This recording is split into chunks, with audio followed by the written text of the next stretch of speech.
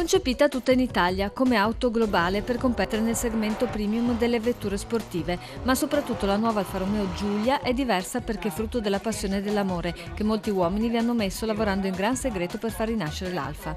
E anche un tributo agli uomini e donne che hanno fatto del marchio una storia. Ecco il primo capitolo che apre una nuova porta verso il futuro, la Giulia, un'auto che dà emozioni, trazione posteriore o integrale, motore interamente in alluminio per ridurre i pesi. Nel realizzarla si è cercato di creare perfetta armonia tra potenza ed eleganza. L'Alfa Romeo è uno dei più importanti simboli del mondo degli automobili a livello globale e lo è anche per l'italianità e l'industria italiana.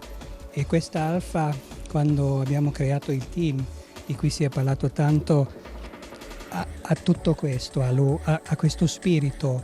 È una vettura che va guidata, è una vettura che ti fa di nuovo risentire le vibrazioni che le vetture una volta davano.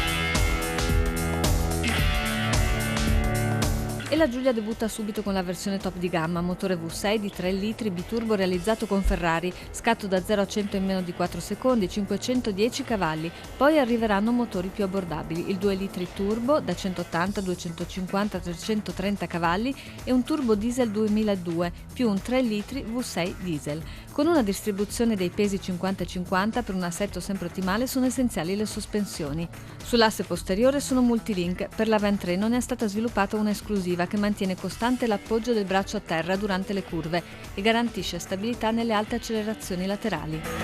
Sulla Giulia c'è il rinnovato selettore Alfa DNA che modifica il comportamento dinamico del veicolo in base alle scelte del guidatore: Dynamic, Natural, Advanced ed Efficient. La cura per l'aerodinamica risalta con le ferritoie supplementari e gli sfoghi d'aria sul cofano e quelli sul passaruota. Numerose le appendici in fibra di carbonio a vista. All'interno sedili a guscio e avviamento al volante. La Giulia arriverà ai primi mesi del 2016.